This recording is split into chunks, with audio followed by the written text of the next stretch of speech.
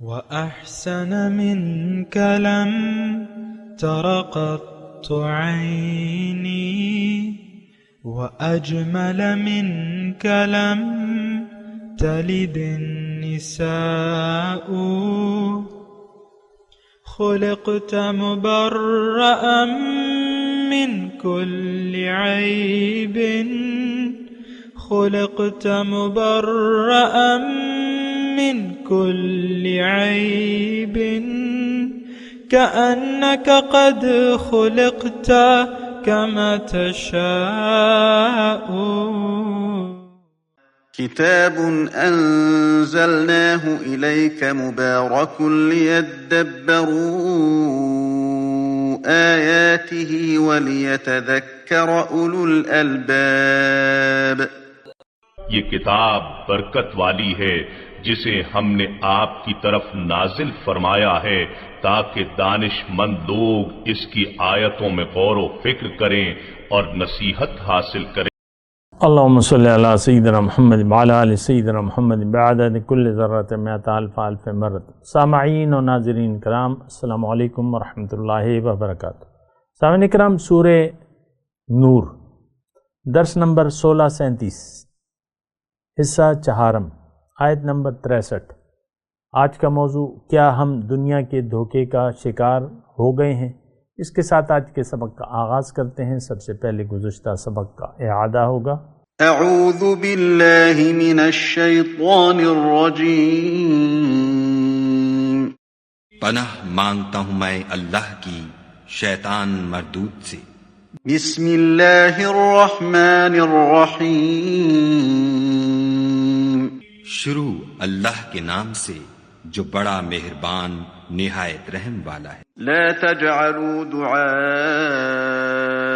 الرسول بينكم كدعاء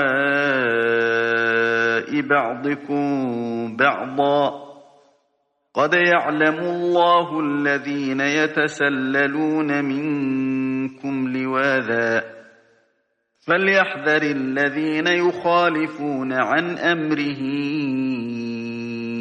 أن تصيبهم فتنة أو يصيبهم عذاب أليم۔ مومنو، پیغمبر کے بلانے کو ایسا خیال نہ کرنا جیسا تم آپس میں ایک دوسرے کو بلاتے ہو۔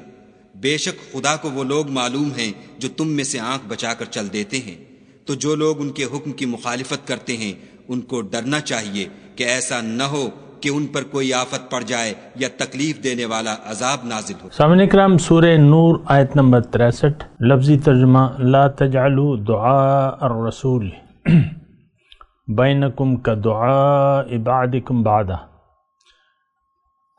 لا تجعلوا دعاء الرسول، اے ایمان والو، تم رسول کے بلانے کو آپس میں ایک دوسرے کے بلانے جیسا نہ سمجھو۔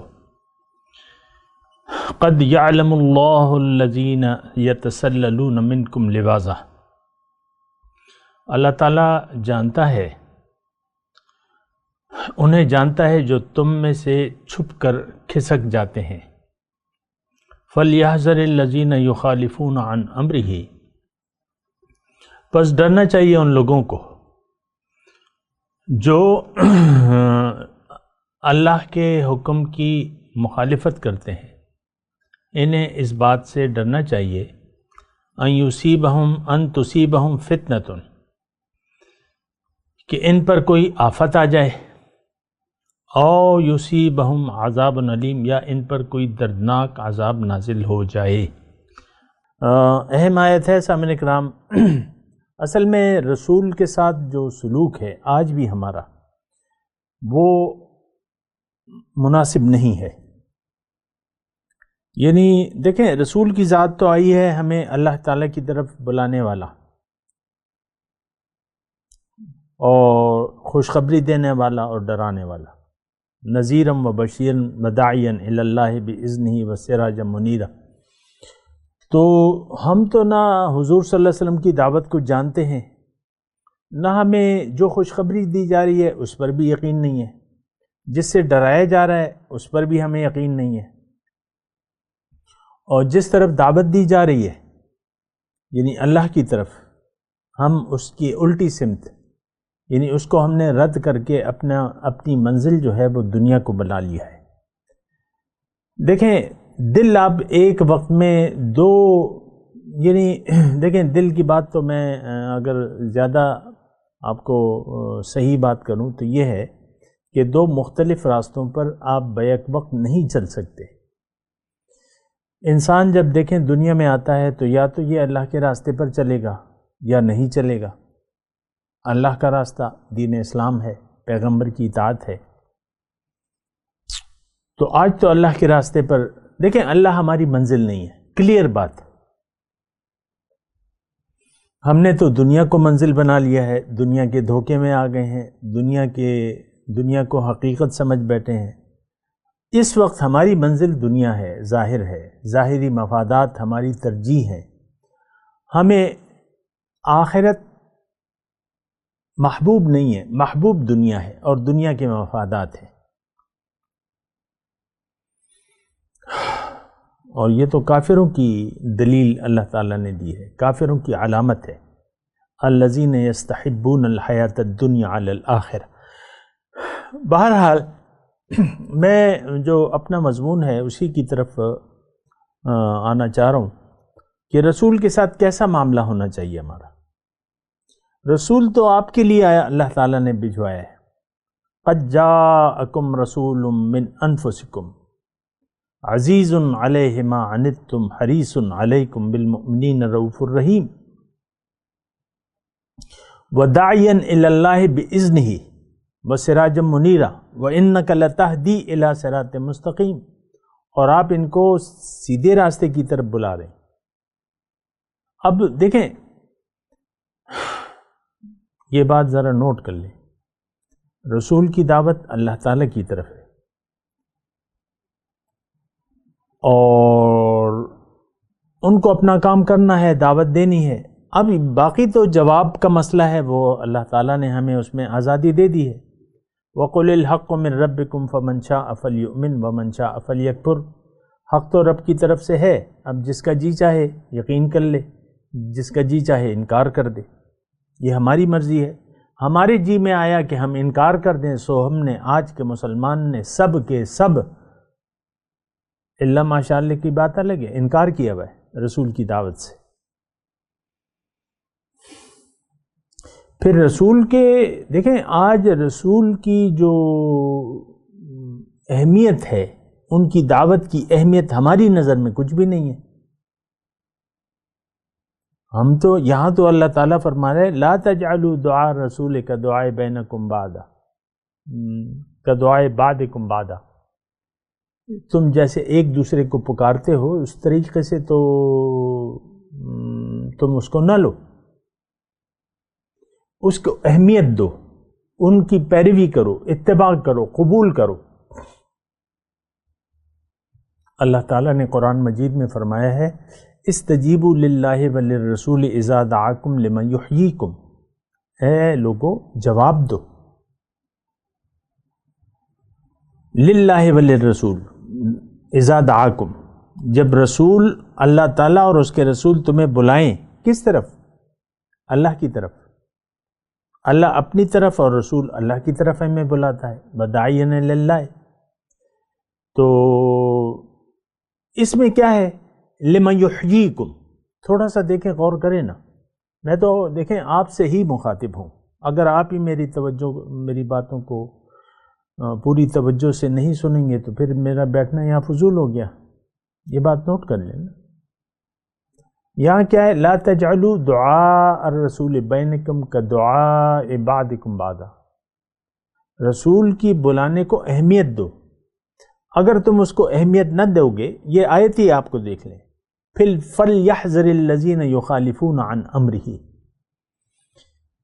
کہ جو ان کی دعوت ہے، ڈریں وہ لوگ جو ان کی دعوت کے خلاف چلتے ہیں یا اس دعوت کو قبول نہیں کرتے، کہ یہ فتنے میں پڑ جائیں گے یا عذاب علیم کا شکار ہوں گے۔ اور یہ تو میں آپ کو بتا چکا ہوں کہ ہم فتنے میں پڑ چکے ہیں۔ الا فی الفتنۃ سقطوا، اللہ تعالیٰ نے ہمارے بارے میں فرمایا ہے کہ فتنے میں تو یہ لوگ پڑ گئے۔ کون؟ 2021 کے مسلمان۔ یا آپ جب بھی میری وہ سن رہے ہیں، کیونکہ مجھے تو کوئی آثار نظر نہیں آ رہے کہ ہم اللہ کے رسول کی دعوت پر لبیک کہیں من حیث القوم۔ آثار تو اسی بات کے ہیں کہ اسی فسق و فجور میں ہم مبتلا رہیں گے، اپنے اوپر ظلم کرتے رہیں گے، شرک، کفر اور منافقت کا لبادہ وہ ہم اوڑے رہیں گے۔ یہ روش ہے، یہ روش ہے ہماری، صدیاں بیت گئی ہیں، یہی روش ہے، کفر، شرک اور نفاق کی روش۔ میں آپ کو بتاتا ہوں، روش ایک عادت ہے ہماری۔ لا نسلم، میں نہیں مانتا، میں نہیں مانتی، میں نہیں مانتا۔ خواتین کو بھی میں ٹارگٹ کر رہا ہوں نا، دونوں کہتے ہیں لا نسلم، میں نہیں مانتی، میں نہیں مانتی۔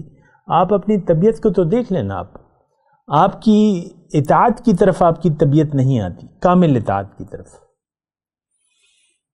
تو بات تو یہی ہو رہی ہے، لا تجعلوا دعاء رسول بینکم کدعاء بعضکم بعضا۔ ہم نے تو بہت ہی زیادہ ہلکا لیا ہوا ہے رسول۔ اول تو بات یہ ہے جو کلیئر بات ہے کہ رسول کی دعوت کو تو ہم سمجھتے نہیں ہیں۔ آج رسول سے کیا تعلق ہے ہمارا؟ رسول سے تو ہمارا تعلق کٹا ہوا ہے، جوڑنا بھی نہیں چاہتے۔ صرف لبیک یا رسول کے نعرے لگانے سے تو کچھ بھی نہیں ہوتا۔ صرف نعروں کی بات تو نہیں ہے، یہ تو عمل کی یعنی بات ہے کہ آپ دعوت پر لبیک کہیں۔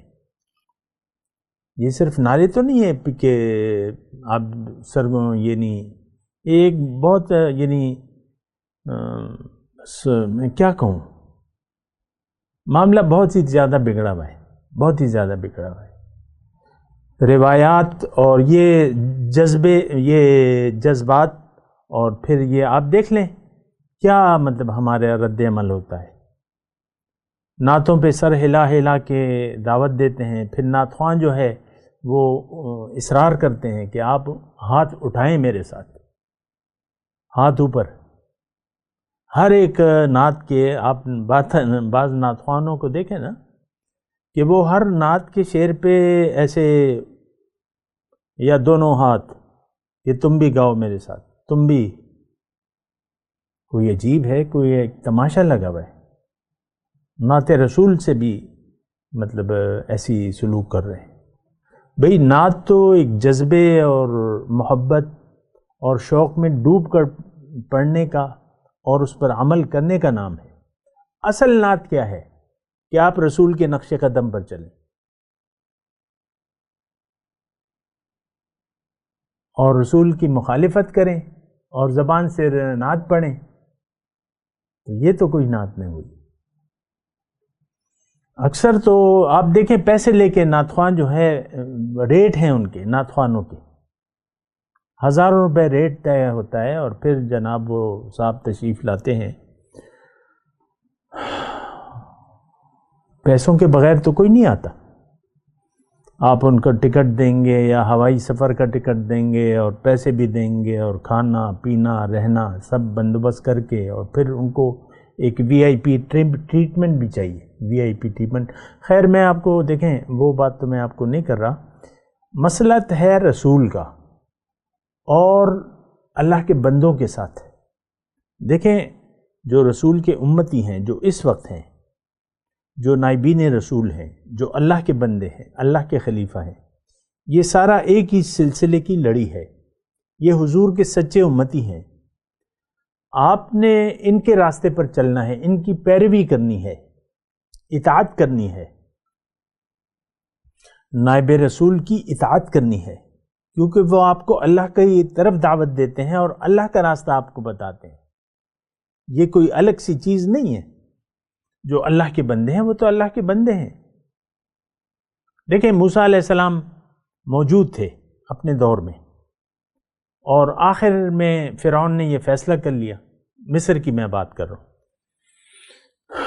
سورہ مومن میں اس کا تذکرہ ہے۔ یہ اصل میں یہ کچھ گندگیاں ہمارے معاشرے میں بعض لوگوں کی سوچ و فکر میں ہے کہ بھئی یہاں بس ہمارے لیے رسول کافی ہے، ہمیں کسی بندے کی ضرورت نہیں ہے، کسی رہنمائی کی ضرورت نہیں ہے۔ یہ کچھ گندگیاں یعنی گندی کیا نہ سمجھی ہے بس. میں آپ کو بات کر رہا ہوں، اطاعت کی بات ہے. میں آپ کو کہہ رہا ہوں کسی مسلمان کی اطاعت آپ کر سکتے ہیں، اور یہ اللہ کا حکم ہے. وَاتَّبِعْ سَبِيلَ مَنْ أَنَابَ إِلَيَّ، تم ہر اس شخص کی پیروی کرو جو میری طرف رجوع کر چکا ہے. جو اللہ کے راستے پر چل رہا ہے اب بھی اس کے پیچھے پیچھے چلیں. اس میں کیا مشکل بات ہے؟ تعصب کی بات الگ ہے. میں وہ موسیٰ علیہ السلام کی بات کروں آپ کو. موسیٰ علیہ السلام پیغمبر تھے، اولو العزم پیغمبر تھے، وہ موجود تھے. تو خیر وہ فرعون کے دربار میں فیصلہ ہوا کہ موسیٰ علیہ السلام کو راستے سے ہٹاتے ہیں، تو اس نے اپنا ایمان ظاہر کر دیا اور تبلیغ شروع کر دی. وہ یعنی تفصیل موجود ہے. ایک بات وہ میں صرف آپ کو کوٹ کر رہا ہوں. وہ فرعون کو اور درباریوں کو کہتا ہے یا قوم اتبعونی اہدکم سبیل الرشاد، اے میری قوم میری پیروی کرو، میں تمہیں سیدھا راستہ بتاتا ہوں. اب پیغمبر اپنی حیات میں موجود ہے، اور یہاں ایک مسلمان وہاں فرعونیوں کو درباریوں کو کہتا ہے یا قوم اتبعونی، قرآن کی آیت ہے، میری پیروی کرو. اس میں ایک مسئلہ کیا ہے؟ کسی ایک کو ہم اپنا رہنما بنا لیں، اس کی رہنمائی میں اللہ کے راستے پر چلیں، تو اس میں کسی کو کیا مسئلہ ہے؟ خیر میں آپ سے دوسری بات کہہ رہا ہوں کہ رسول، دیکھیں رسول کی اطاعت اللہ کی اطاعت ہے. اسی طرح اللہ کا جو بندہ ہے، جو سچا آدمی ہے، اس کی اطاعت بھی اللہ ہی کی اطاعت ہے، کیونکہ وہ آپ کو اللہ ہی کا حکم، اس کی نافرمانی اللہ کی نافرمانی ہے. پھر اللہ کی رحمت. میں اب ایک جامع لفظ استعمال کر رہا ہوں رسول کے لیے اور جو مومن ہیں ان کے لیے. مقبول خدا. مقبول خدا ہر زمانے میں موجود ہیں. مقبولان خدا ہر زمانے میں موجود ہیں اور تا قیامت موجود رہیں گے. حضور صلی اللہ علیہ وسلم نے فرمایا ہے قیامت تک میری امت میں ایسے لوگ ہوں گے جو حق پر قائم رہیں گے، کسی ملامت کرنے والے کی ملامت سے نہیں ڈریں گے، اور ان کے دل ہدایت کے چراغ ہوں گے. یہ حضور صلی اللہ علیہ وسلم کا فرمان ہے. پھر حضور صلی اللہ علیہ وسلم فرماتے ہیں کہ من مات ولم یعرف امام زمانہ فکأنہ مات میتۃ الجاہلیہ، کہ جو مرا اس حالت میں کہ اس نے اپنے زمانے کے امام کو نہیں پہچانا، تو گویا کہ وہ جاہلیت کا موت مرا. حدیث ہے من مات ولم یعرف امام زمانہ فکأنہ مات میتۃ الجاہلیہ، وہ جاہلیت کی موت مرا. اس کو بھی آپ دیکھ لیں. تو دیکھیں اس میں کوئی مشکل نہیں ہے، لیکن میں آپ کو تھوڑی سی مختلف انداز سے آپ کو بتا رہا ہوں کہ جو بھی مقبول خدا ہو اس کے ساتھ سلوک آپ کا اللہ کے ساتھ سلوک کے مترادف ہے. اس کا حکم مانیں گے تو یہ اللہ کی اطاعت ہے، اس کی نافرمانی کریں گے تو یہ اللہ کی نافرمانی ہے. کیونکہ دیکھیں وہ اللہ ہی کا بندہ ہے، اللہ کا حکم دے گا. وہ نفس کا بندہ نہیں ہوگا، وہ اپنی خواہشات آپ کے سامنے نہیں پیش کرے گا. وہ اللہ کی مرضی اور رسول کا طریقہ آپ کو بتائے گا. وہی مقبول خدا ہے جو آپ کو اللہ کی بندگی کی طرف دعوت دے اور آپ کو رسول کے راستے کی طرف دعوت دے. تو اب بات یہ ہے، یعنی جو بات ہے وہ یہ ہے کہ اب یا تو آپ ایسے شخص کو ڈھونڈیں گے اور اس کی اطاعت کریں گے، اس کا اتباع کریں گے. اتباع شیخ کا نام آپ نے سنا ہوگا. یا نہیں کریں گے، نہ ڈھونڈیں گے نہ اتباع کریں گے. یا آپ نے ڈھونڈ بھی لیا، چلو لگا لیا، آپ نے ڈھونڈ بھی لیا، بیعت بھی کر لی، اللہ کو کہہ دیا کہ میری منزل اللہ ہے اور میں نے زندگی اللہ کے لیے، لیکن پھر اس کے نافرمانی کے راستے پر چلے. فَلْيَحْذَرِ الَّذِينَ، تو پھر کیا ہے؟ فَلْيَحْذَرِ الَّذِينَ يُخَالِفُونَ عَنْ أَمْرِهِ. پھر جو مقبولان خدا کی مخالفت کرتا ہے، اس کے حکم کی مخالفت کرے گا، تو وہ فتنے میں ضرور مبتلا ہوگا یا عذاب علیم آئے گا. اور آج ہم پر ہے یہ چیز جو میں آپ کو پیش کر رہا ہوں کہ آپ کسی مرشد کو تلاش کریں اور اللہ کو منزل بنائیں، اس سے رہنمائی لیں، اس کی اطاعت کریں، اس کا اتباع کریں، وہ آپ کے لیے نمونہ ہے۔ لِتَكُونُوا شُهَدَاءَ عَلَى النَّاسِ، وہ آپ کے سامنے ایک نمونہ پیش کرتا ہے۔ اتباع شیخ، فنا فی الشیخ، فنا فی الرسول، یہ اسی درجے کی باتیں ہیں، فنا فی اللہ۔ خیر بات تو یعنی پھر لمبی ہو جاتی ہے، لیکن میں آپ کو ایک بات کہہ رہا ہوں، اگر کوئی آج، میں آپ کو کہہ رہا ہوں، آج اگر کوئی بیعت کر لیتا ہے کسی مقبول خدا سے اور پھر اس کے راستے پر نہیں چلتا، اس کی مخالفت کرتا ہے، اس سے رہنمائی نہیں لیتا، تو پھر وہ فتنے میں پڑ جائے گا، یہ میں آپ کو کہہ دوں، اور فتنے میں پڑ جائے گا اور اس پہ عذاب ہوگا، یعنی عذاب کا وہ مستحق بن جائے گا۔ اور میں تو آپ کو کہتا ہوں کہ جزوی طور پہ جزائے اعمال یہاں پر شروع ہو جاتی ہے، جزائے اعمال یہاں پر شروع ہو جاتی ہے، تو وہ ایک الگ مسئلہ ہے۔ الا ان للہ ما فی السماء۔ اچھا، بہرحال یہ ساری باتیں ہیں، اور میں آپ کو بس مختصر طور پہ یہ کہہ رہا ہوں کہ آپ ہوشیار ہو جائیں، اللہ سے بیعت کرنی ہے آپ نے، اگر جنت جانا ہے اللہ سے بیعت کرنی ہے۔ ان اللہ اشتری من المؤمنین انفسهم واموالهم بان لهم الجنہ، اللہ تعالیٰ نے مومنوں سے خرید لیے ہیں ان کے مال و جان، عوض میں ان کو جنت دی۔ بیعت بنیادی تقاضا ہے کہ آپ نے بیعت کرنی ہے، اپنے مال و جان کو اللہ کے حوالے کرنا ہے، یہ بیچنا ہے اور جنت لینی ہے، قرآن ہے۔ تو بیعت، آج بھی ہمیں بیعت کی ضرورت ہے کسی شیخ کامل کے ہاتھوں پر، اور پھر کامل شیخ اگر مل گیا تو پھر اس کی پیروی کی ضرورت ہے، وہ جو حکم دے۔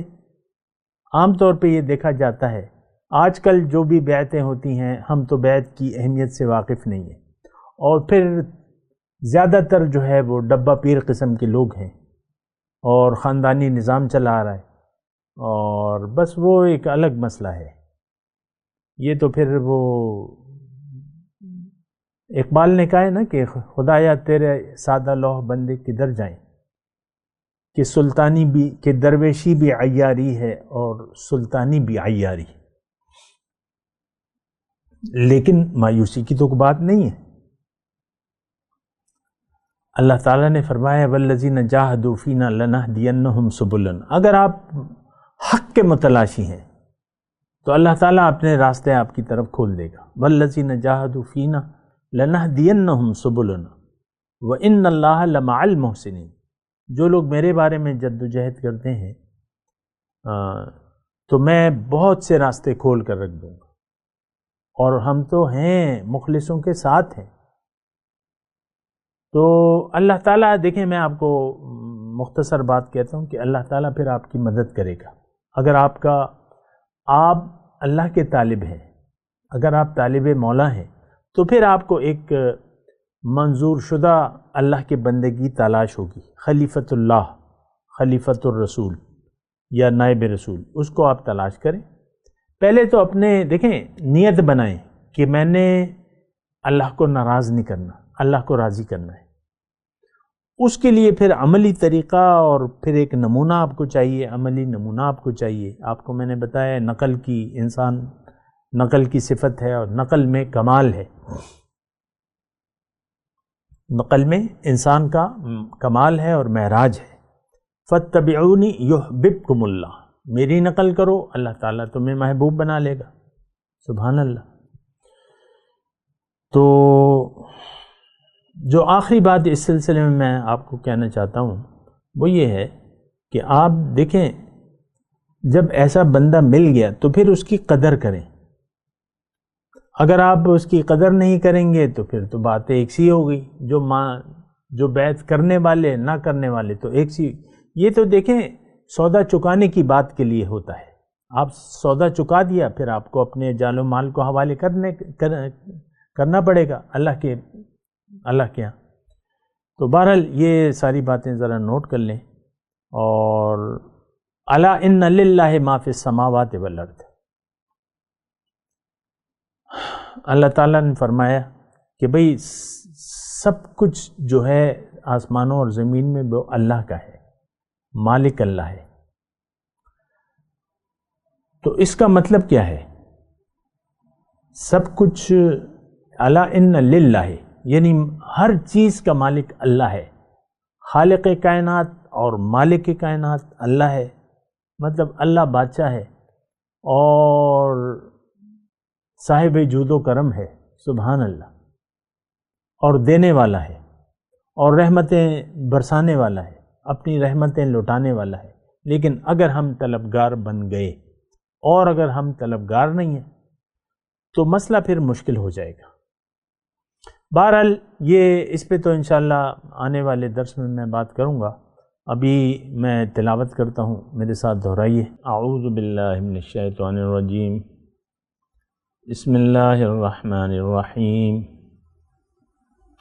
لا تجعلوا دعاء الرسول بینکم کدعاء بعضکم بعضا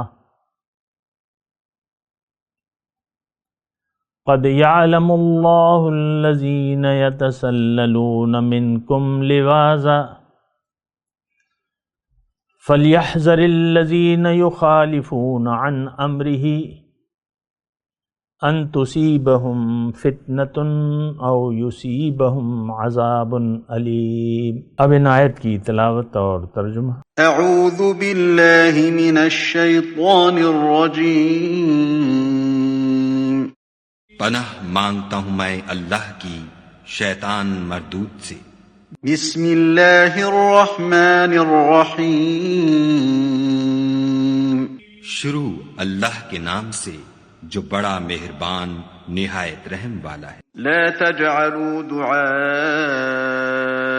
الرسول بینکم کدعاء بعضکم بعضا قد يعلم الله الذين يتسللون منكم لواذا فليحذر الذين يخالفون عن أمره أن تصيبهم فتنة أو يصيبهم عذاب أليم۔ مومنو، پیغمبر کے بلانے کو ایسا خیال نہ کرنا جیسا تم آپس میں ایک دوسرے کو بلاتے ہو۔ بے شک خدا کو وہ لوگ معلوم ہیں جو تم میں سے آنکھ بچا کر چل دیتے ہیں، تو جو لوگ ان کے حکم کی مخالفت کرتے ہیں ان کو ڈرنا چاہیے کہ ایسا نہ ہو کہ ان پر کوئی آفت پڑ جائے یا تکلیف دینے والا عذاب نازل ہو۔ اس کے ساتھ ہی آج کے درس کا وقت اختتام کو پہنچا۔ اگلے درس میں انشاءاللہ ملاقات ہوگی۔ وآخر دعوانا ان الحمد للہ رب العالمین۔ مولایا صلی وسلم دائما ابدا على حبيبك خير الخلق كلهم